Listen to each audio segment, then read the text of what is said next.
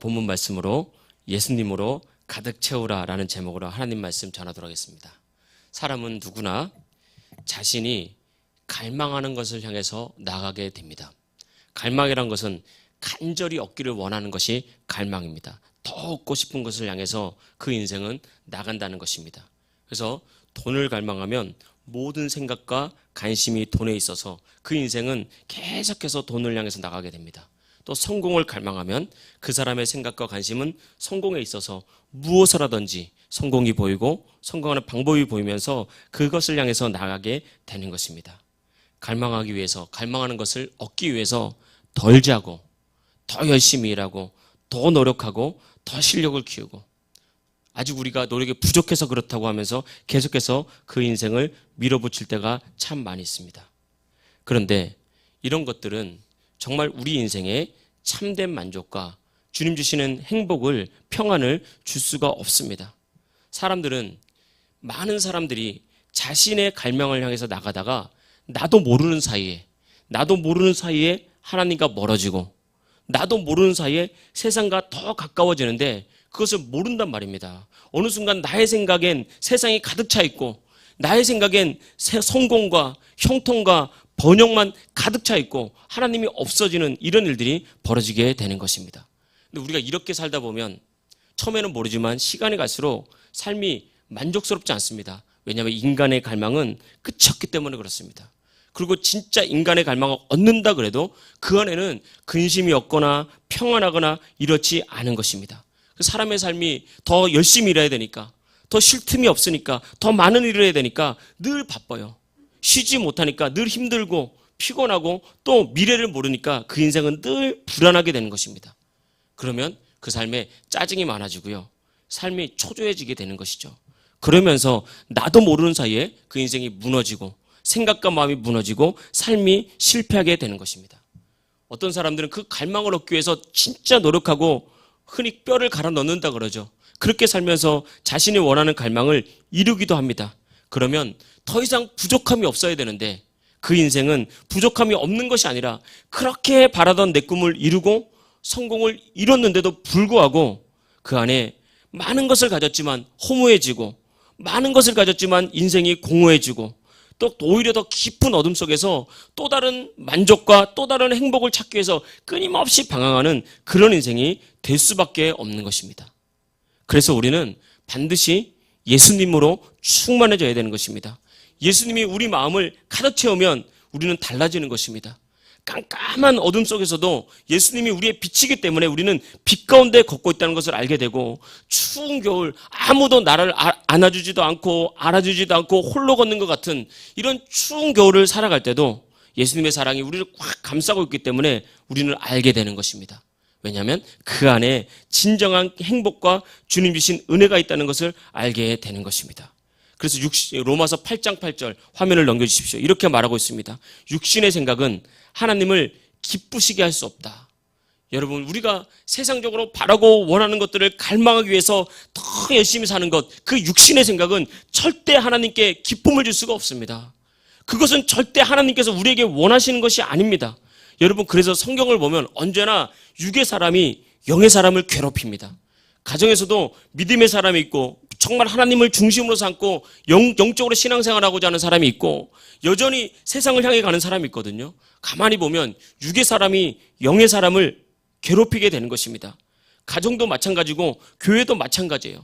그래서 우리는 끊임없이 힘들고 어려워도 영의 씨를, 말씀을, 순종을, 주님을 품는 것을 계속해서 뿌려야 되는 것입니다. 그래서 가정을 영의 가정으로 세워야 되고 교회를 영적인 교회로 세워야 되고 여러분, 우리의 모든 것을 영적인 것에 초점을 맞춰야 되는 것입니다.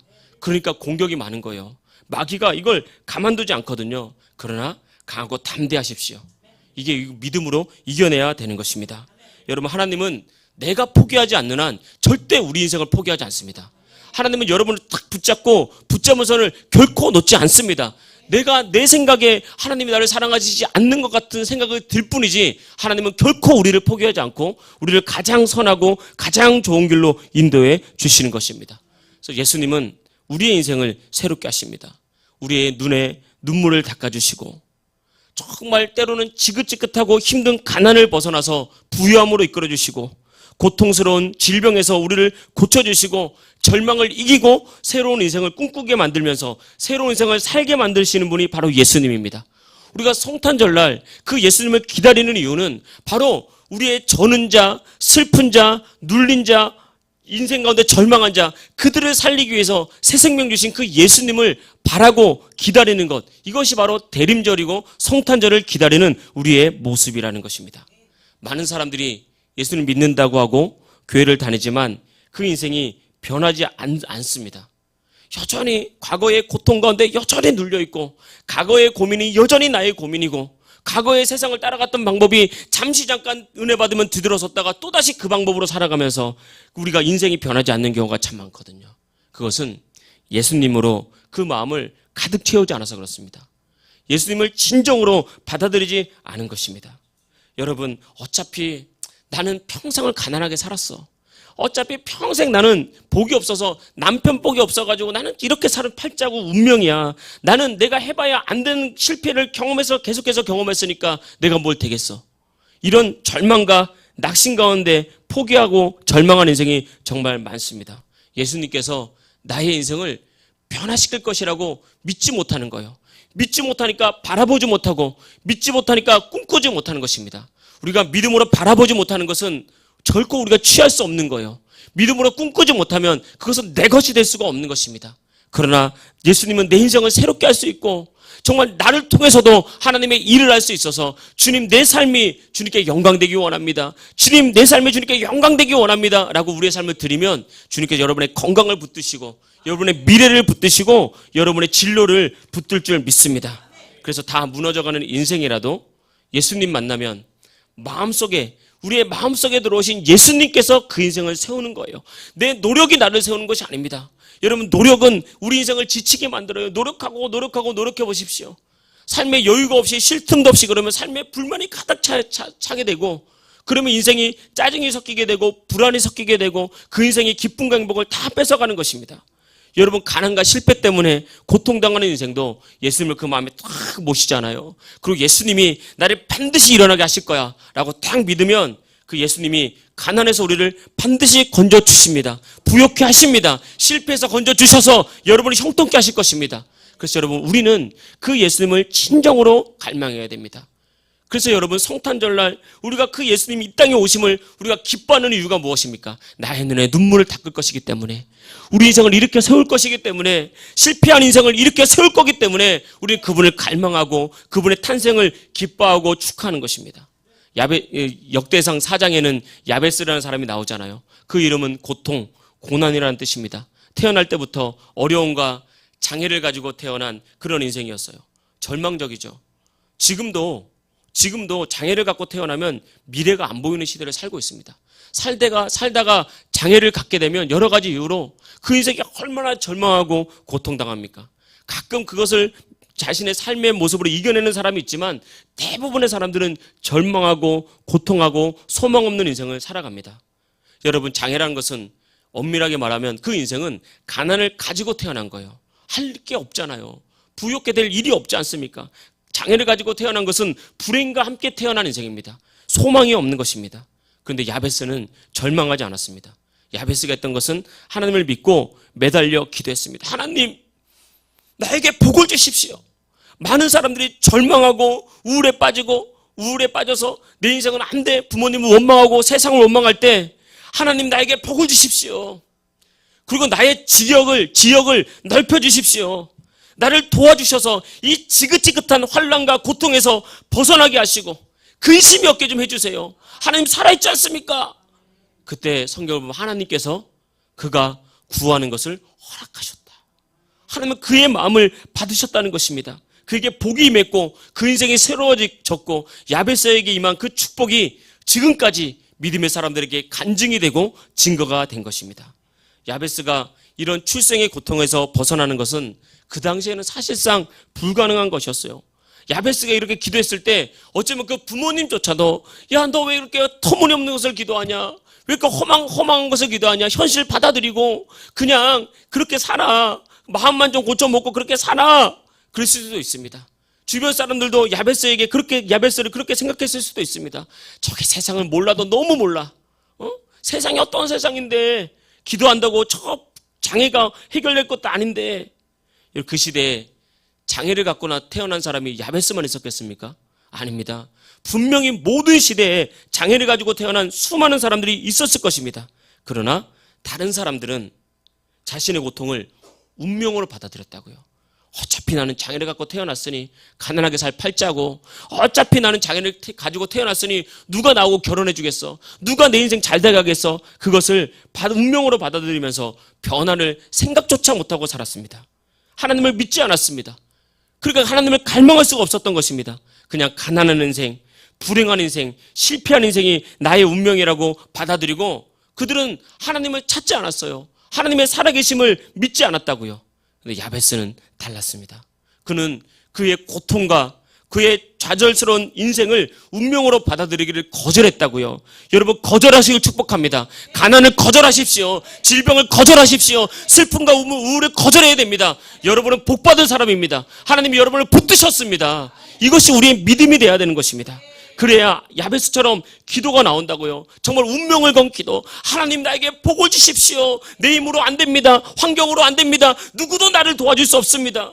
누가 봐도 불가능한 기도입니다. 누가 봐도 하나님 어리석다고 말합니다. 그러나 하나님 살아계십니다. 내 인생은 달라질 수 있습니다.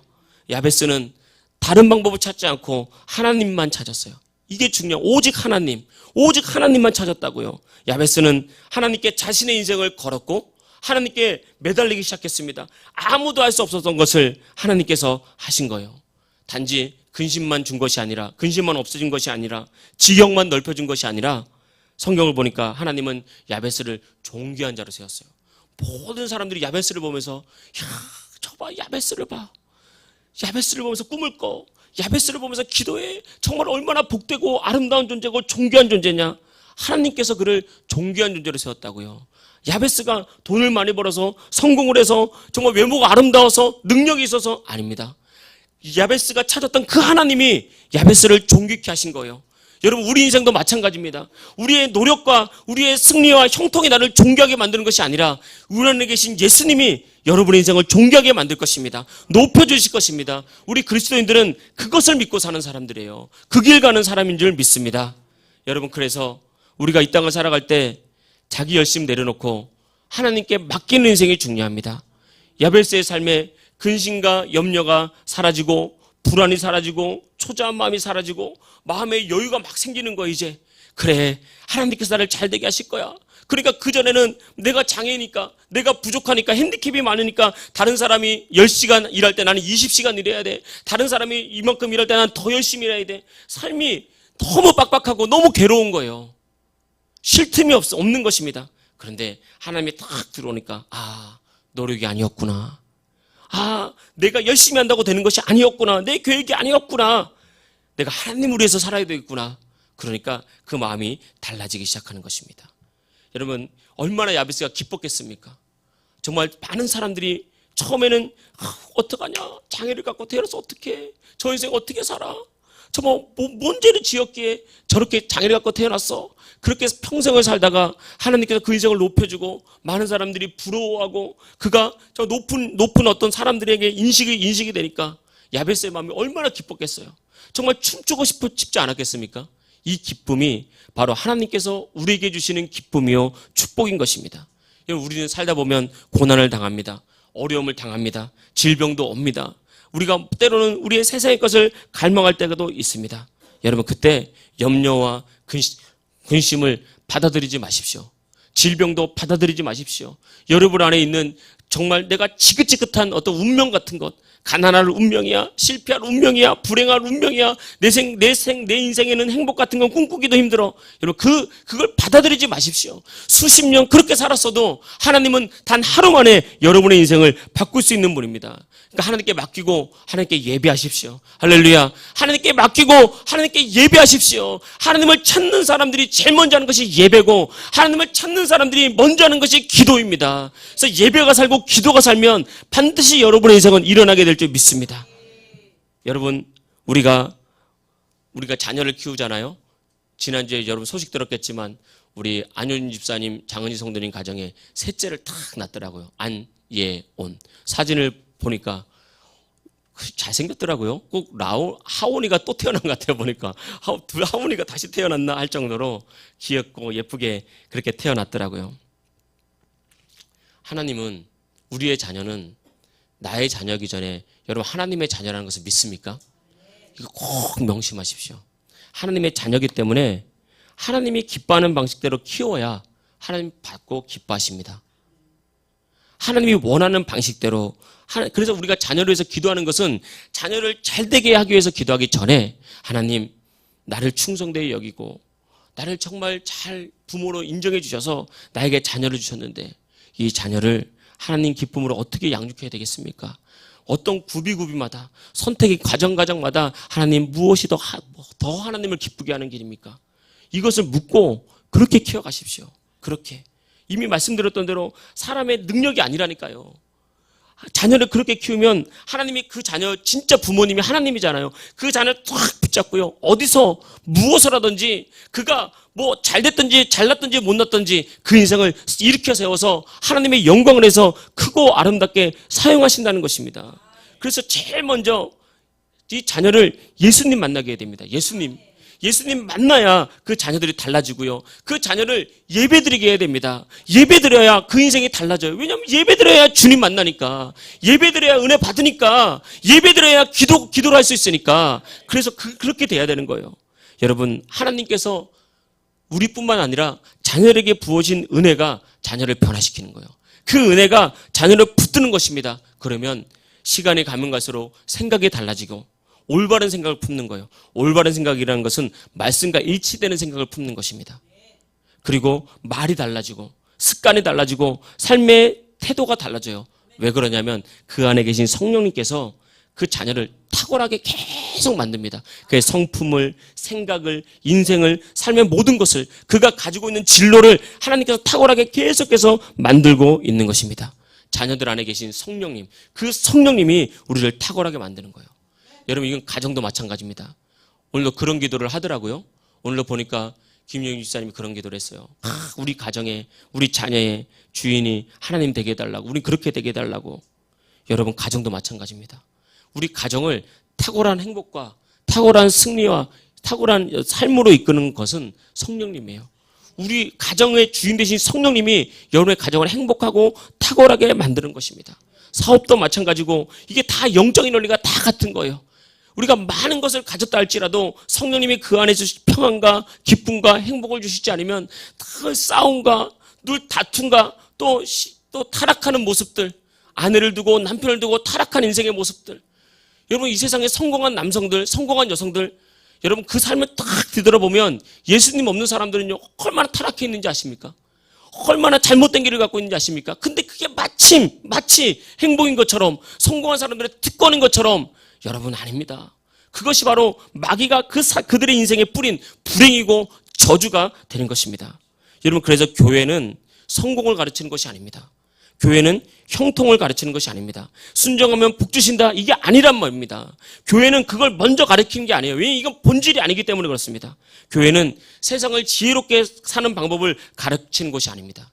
교회는 예수님을 가르치는 것이에요.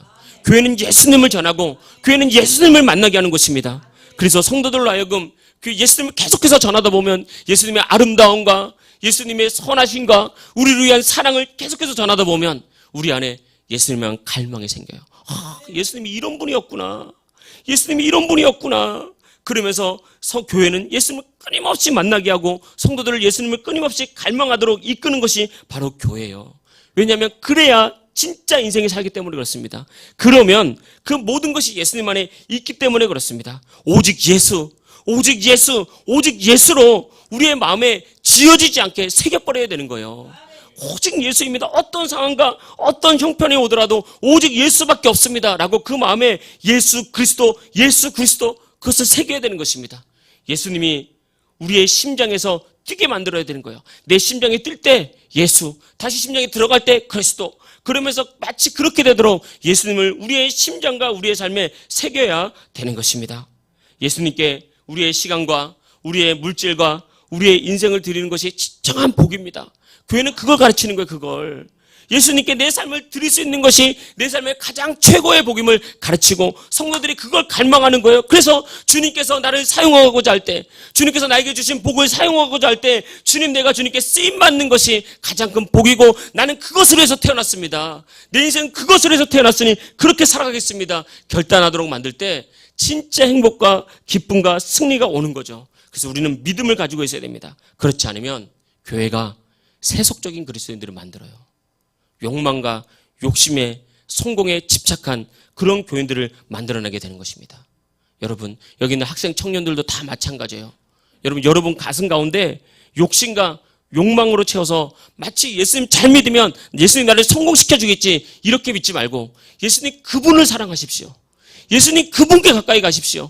예수님 얻는 것이 세상의 그 어떤 것보다도 소중하다는 것을 깨닫길 축복합니다. 예수님께서 내 인생의 최고입니다. 내 인생에서 예수님이 가장 우선입니다. 예수님 없는 나는 아무것도 아닙니다. 진짜 연약함을 고백할 때 예수님께서 우리의 승리가 되시고 예수님께서 우리의 능력이 되실 줄 믿습니다. 여러분, 성경은 말합니다. 화면을 넘겨서 역대상 29장 12절 다 같이 읽겠습니다. 시작. 부와 귀가 주께로 말미암고 또 주는 만유의 주제가 되사 손에 권세와 능력이 있사오니 모든 자를 크게 하신가 강하게 하심이 주의 손에 있나이다. 아멘. 참 은혜로운 말씀입니다. 부와 귀가 누구에게로? 주께로 말미암는데요. 잘 묵상하십시오. 부와 귀가 우리의 노력이나 우리의 열심이나 우리의 최선에서 오는 것이 아닙니다. 부와 귀는 주께로부터 오는 것입니다. 또 주는 만유의 주제, 만유의 주인이라고 그러죠. 주의 손에는 권세와 능력이 있습니다. 여러분의 삶에 권세와 능력 주님께서 주셔야 됩니다. 주님께서 주셔야 되고 모든 자를 크게 하신가 강하게 하심이 주의 손에 있는 거예요. 근데 사람들은 이걸 내가 만들려고 하니까 얼마나 고달픈 인생을 살아갑니까? 이걸 내가 성취하려고 그러니까 쉴 틈이 없고 하루하루가 너무너무 바쁘고 너무너무 괴로운 거예요. 여러분, 주님께서 주셔야 됩니다. 그러니까 주님께 집중해야 됩니다. 여러분, 인생을 크고 강하게 하려면 하늘문을 열어야 되는 거예요. 하늘문이 열리면 닫을 자가 없거든요. 하나님께서 여시면 닫을 자가 없는데 하늘문을 여시면 여러분 쌓을 것이 없도록 붓는다고 말씀하셨습니다. 내 그릇이 아무리 크다 할지라도 하늘문이 열려야 됩니다. 그러면 여러분 차고 넘치도록 정말 너무너무 부유하도록 하나님께서 인도하실 줄 믿습니다. 그래서 여러분 하나님께 부유한 자가 되십시오. 하나님의 은혜를 갈망하는 자가 되십시오. 어떻게든 매일매일 예수님을 더 채우기 위해서 우리의 마음에 예수님을 갈망하는 인생 되기를 주의 이름으로 축복합니다. 우리가 이 땅을 살아갈 때, 신앙생활 할 때는 말로는 못할 게 없죠. 하나님, 내 삶을 다 드리겠습니다. 헌신하겠습니다. 저도 이런 말에 많이 속았습니다. 그래서 저는 말을 믿지 않습니다. 여러분, 때가 다 온다고요. 우리의 말을 하나님께서 증명시킬 때가 다 있습니다. 그때 우리가 행함으로, 순종으로 우리의 고백을 딱 실천할 때 하나님께서 우리의 믿음을 딱 보고 아, 그때 너의 말이 진짜였구나 알게 되는 거예요. 제가 과거에부터 목회할 때 그래도 많은 사람 만났지 않겠습니까? 심지어 한 두어 명의 집사님들은 저에게 목사님 생명 다할 때까지 목사님과 함께 하겠습니다. 그 얘기를 듣는데요. 너무너무 기분이 좋더라고요. 야, 내가 그래도 은혜로운 목사인가? 하나님께서 선택한 목사인가? 막 생명 다할까지 함께 하겠다는 거예요. 그래서 너무너무 기분 좋고 너무너무 좋아하고 가슴이 뿌듯했습니다. 그런데 막상 삶이 바빠지고 직장생활이 바빠지고 그러다 보니까 몇 년이 지나지 않아서 무너지더라고요. 말은 믿을 게 못 됩니다. 여러분의 의지를 믿지 마십시오. 여러분의 결단을 믿지 말고 여러분의 감정을 믿지 마십시오. 예레미야 17장 9절은 이렇게 말했습니다. 만물보다 거짓되고 심히 부패한 것이 사람의 마음이니라. 사람의 마음이 이렇다고요. 주님의 은혜가 없으면 안 되는 것입니다. 우리의 의지와 마음은 정말 연약한 것입니다. 이런 모든 것들은 다 좋을 때 얘기해요. 내가 헌신하겠습니다. 내 생명 다할 때까지 하겠습니다. 좋을 때. 근데 시험이 조금 오고요. 조금 내 마음이 뒤틀어지면 금방 무너진 것이 사람의 마음이에요. 그래서 여러분, 신앙생활 할 때 한 번 반드시 거쳐야 될 게 있어요. 그것은 뭐냐면 사람을 볼 때 사람에게 실망하는 순간이 있어요. 사람에게. 심지어 목회자에게. 또 믿음이 좋다고 말했던 장로님에게, 권사님에게, 정말 내가 믿고 따랐던 속장님들에게 실망할 때가 있어요. 그때 실망이 아닙니다. 하나님이 우리의 믿음을 성장시키는 거예요. 하나님이 이제 사람 믿지 말고 사람 보지 말고 하나님 보라고 여러분 한 단계 성장시키는 순간입니다. 근데 이걸 모르니까 시험 드는 거예요. 그랬다더라 아니요. 이제 하나님이 우리를 그 다음 단계로 성장시키기 위해서 이때까지 네가 사람 보고 있잖니, 사람 의지했잖니, 사람만 이렇게 막 바라봤잖아. 그게 아니라 이제 나를 봐야 돼. 나를, 사람 뒤에 있는 나를. 그때 진짜가 나오는 거예요. 그때 하나님이 내 삶에 주신 꿈과 하나님께서 내 삶에 주신 비전과 그 말씀과 그 은혜가 나를 딱 붙들고 가기 때문에 그때부터 예수님만 우리의 인생의 길이 되는 것입니다. 오늘 성경 보십시오. 내가 곧 길이요 진리요 생명이다. 예수님 외에 다른 길이 없다고 그랬어요. 사람이 아닙니다. 세상이 아닙니다. 오직 예수님만이 우리의 길이고 오직 예수님만이 우리의 진리가 되시며 예수님만이 우리의 생명이고 우리의 가정과 교회의 생명과 능력인 줄 믿습니다. 그러니까 우리는 예수님만 그냥 따라가면 돼요. 여러분 그냥 예수님만 따라가면 돼요. 어떤 상황이 오든지 어떤 실망이 있든지 어떤 시험거리가 있든지 예수님 따라가면서 그냥 예배하고 예수님 따라가면서 말씀 듣고 예수님 따라가면서 주님과 동행하고 주님께서 우리에게 원하시는 것, 가장 먼저 원하시는 것은 주님과 함께 오랫동안 머무는 것입니다. 주님께서 제자를 부르시고 세 가지를 시켰거든요. 첫째는 예수님과 함께 하시고, 둘째는 귀신을 내어 쫓게 하시고, 세 번째는 나가서 전도하게 하시고, 제일 먼저 예수님과 오랜 시간 보내는 걸 원하고 있습니다. 여러분 올해를 마치는 이 시간에 또 새해를 준비하는 이 시간에 여러분 얼마나 바쁩니까? 여러분 정말 애쓰면서 1년 살았습니다. 노력하며 살았습니다. 그 와중에 또 예배드리고 기도하고 때로 헌신하느라 모두 애쓰셨습니다. 주님께서 제일 먼저 원하시는 것은 주님과 오랜 시간 머무르는 거예요. 주님께 나와서 예수님 하고 부르면서 동행하고 기도하고 주님과 교제하면서 예수님과 오랜 시간, 예수님이 그것을 기다리고 있어요. 너 나하고 좀 시간 좀 보내기를 원한다. 나하고 같이 좀 시간, 너무 바쁜데 나하고 시간 좀 같이 좀 보내자. 나 너하고 함께 있고 싶다. 너와 같이 시간을 보내고 싶다. 그것이 예수님의 가장 큰 소원이란 말입니다. 그 안에서 모든 것이 나오는 것입니다. 여러분 정말 예수님이 오직 길이요 진리요 생명을 믿고 정말 예수님을 갈망하십시오. 그분과 함께 시간을 보내십시오. 겸손하게 나는 안 됩니다. 성령님 임재를 구하니 성령님 나에게 충만히 오십시오. 이렇게 구하는 자들에게 하늘의 문이 열릴 것입니다. 하나님을 갈망하는 그 인생을 하나님께서 높이 세우고 존귀케 만들 줄 믿습니다. 이런 은혜가 저와 여러분이 함께 있기를 주의 이름으로 축복합니다.